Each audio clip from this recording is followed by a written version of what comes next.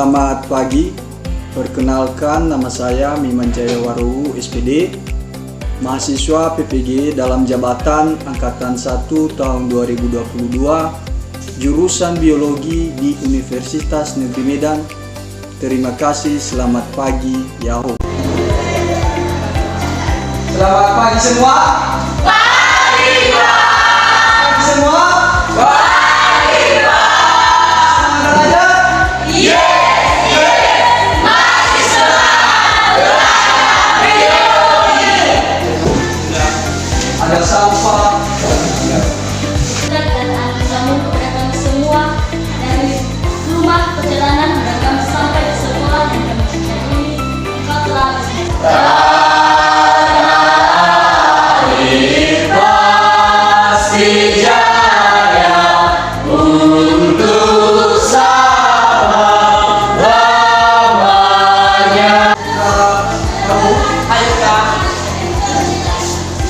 Satgas Beriman baru.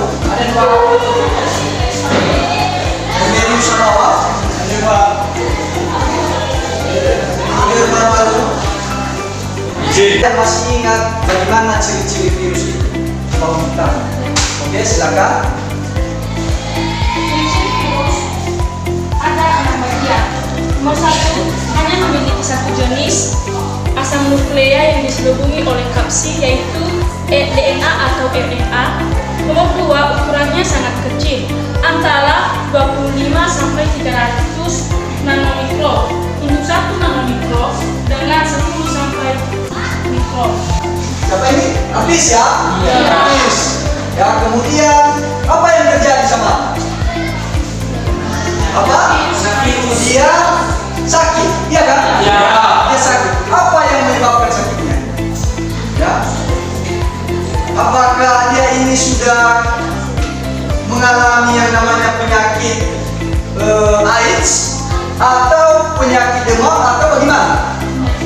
Penyakit AIDS. Ya, dari ciri-cirinya saja bisa kita lihat. Ya, di sini tulang matanya keluar, ya kan? Ya. Kemudian tubuhnya kalau kita perhatikan kurus, ya. Kemudian imun tubuhnya ya atau pertahanan tubuhnya lemah, ya. Dia ini sedang berbaring, ya.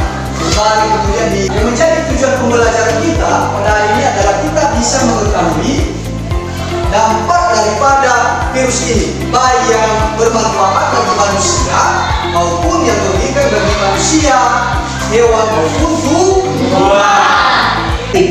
Meskipun virus identik dengan hal negatif seperti penyakit, tetapi peran virus dalam kehidupan dapat juga menentukan.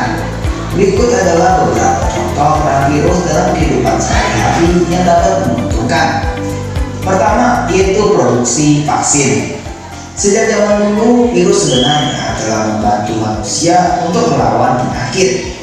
Pertanyaannya, bagaimana caranya melawan penyakit dengan agen penyebab penyakit? Tentu saja dengan vaksin. Kita semua mungkin pernah menerima vaksin waktu masih kecil. Vaksin seperti vaksin polio, campak, dan cacar sebenarnya adalah virus yang telah mati atau dilemahkan yang kemudian disuntikan ke dalam tubuh kita. Dengan begitu, sistem imun dapat merekam dan membentuk antibodi. Jadi, ketika tubuh kita terserang virus yang sama, sistem imun sudah siap untuk menyerang dan mematikan virus tersebut. Kedua, yaitu sebagai viroterapi. Tidak hanya sebagai bahan untuk produksi vaksin, ilmuwan juga menemukan cara untuk melakukan pengendalian terhadap kanker menggunakan yang namanya virus. Sel killing efek pada virus digunakan untuk viroterapi yang akan membunuh sel kanker dalam tubuh. Setelah saya lihat dari tadi video, peranan virus ada yang merugikan dan ada juga yang menyembuhkan, baik itu pada manusia, hewan, dan tumbuhan. Sebagai pertanyaan saya, Pak, bagaimana jika tidak ada virus dalam kehidupan? Dan hospes. Ini adalah virus, kemudian inilah inangnya. Ya. Kita baru silakan prosesnya.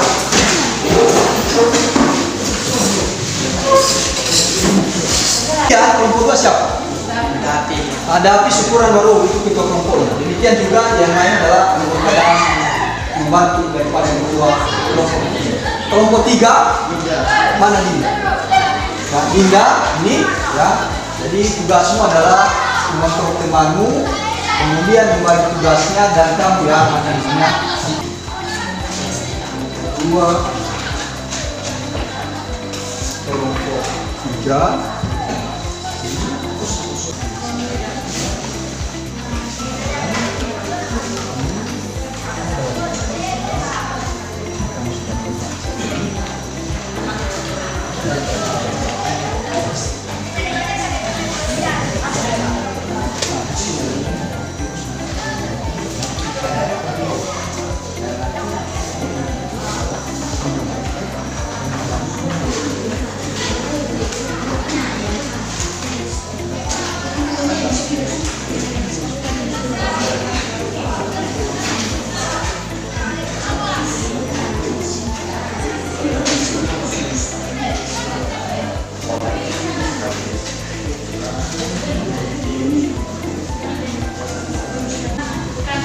presentasi kami dari kelompok 1. Saya Fiska sebagai ketua. Saya Labu. Nama saya Miss Lala. Sebagai pertanyaan nomor 1, pada umumnya virus sangat merugikan karena bersifat patogen. Akan tetapi ada beberapa virus yang dapat dimanfaatkan untuk kebersihan manusia. Tuliskan peranan virus yang dapat dimanfaatkan oleh manusia.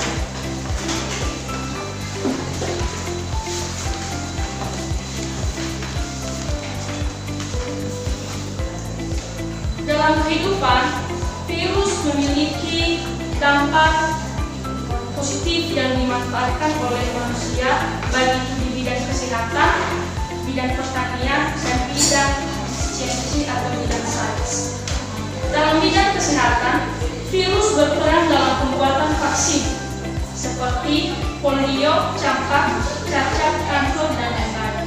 Bagaimana cara virus berkembang biak dalam kehidupan makhluk hidup? Caranya bagaimana virus dapat berkembang biak dalam kehidupan makhluk hidup. Pada penyakit manusia ini cara berkembang biaknya itu karena virus ini harus dapat memiliki atau memiliki inang. Jadi virus ini tidak dapat hidup jika tidak memiliki inang. Nah itu. Nah Jadi jadi tidak dapat berkembang menurut biak. kelompok bahwa dia membutuhkan inang untuk dapat berkembang biak maupun dapat bertahan hidup. Ya, bagaimana? Sudah jelas? Baik. Ada pertanyaan lain? Ya. Baik. Teman-teman, kami akan menjawab atau mendiskusikan hasil diskusi kami dengan pertanyaan. Tuliskan peran virus yang dapat dimanfaatkan oleh manusia.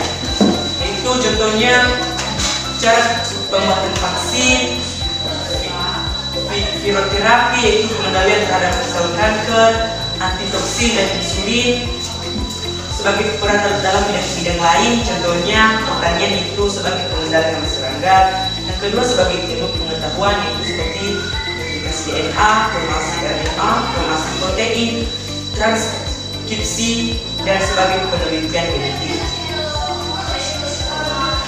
Dan sebagai pertanyaan kedua yaitu uraikan jenis virus yang dapat merugikan baik hewan, tumbuhan, manusia. Ini kelompok 4 telah mempresentasikan hasil diskusinya. Kalau ada pertanyaan silakan ditanyakan. Ada? 1, 2, 3 ada? Sudah jelas? Jelas. Oke, berikan aplaus sama mereka.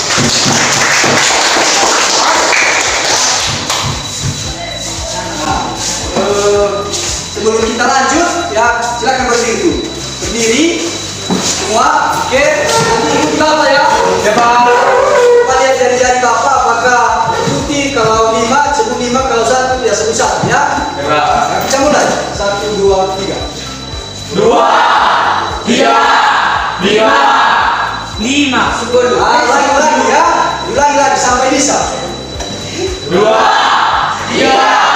5, 7, 8. Sekali lagi ya. 2, 3, 5, 8, 10. Tepuk tangan. Kesimpulan kami tentang mengenai pembahasan kita hari ini tentang virus atau positif negatif virus, yaitu virus tidak selalu bersifat negatif atau merugikan. Akan tetapi, virus juga terdapat sifat positifnya, keuntungan di dalam kehidupan manusia. Misalnya, dalam bidang kesehatan, pertanian, dan pengembangan ibu. Akan tetapi, kita juga harus mengetahui sifat negatifnya, serta cara mencegah virus tersebut supaya terhindar dari berbagai virus yang dapat merugikan manusia maupun makhluk hidup lain. Terima kasih. Untuk kelompok 3, silakan berikan kesimpulan. Jadi kesimpulan kami tentang virus ini yaitu virus tidak dapat hidup tanpa inang atau peralihan. Dan virus juga memiliki dampak bagi kehidupan manusia, baik itu dalam bidang pertanian, kesehatan maupun pengembangan hidup. Dan virus juga memiliki dampak positif maupun negatif. Terima kasih. Dan untuk kelompok terakhir. Jadi kesimpulan kami yaitu virus adalah makhluk peralihan yang dapat menyebabkan dampak negatif dan dampak. Peran virus bagi kehidupan, ya, bidang kesehatan misalnya adalah sebagai vaksin.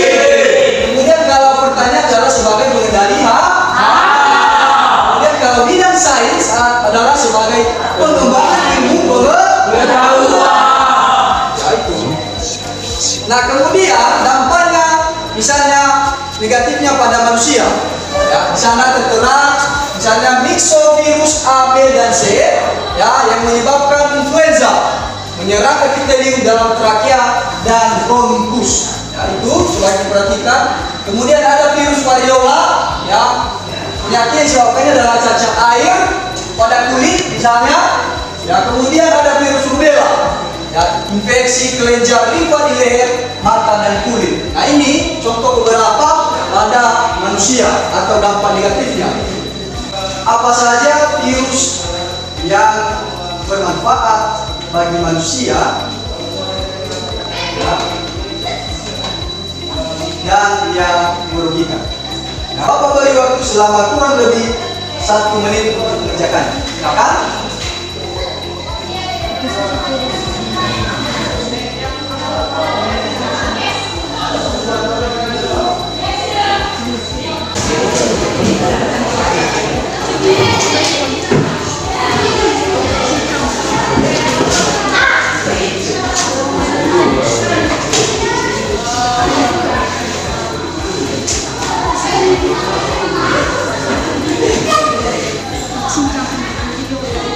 Jika orang berumur 40 tahun, cakarnya mulai menua, paruhnya menjadi panjang dan membengkok hingga hampir menyentuh dadanya.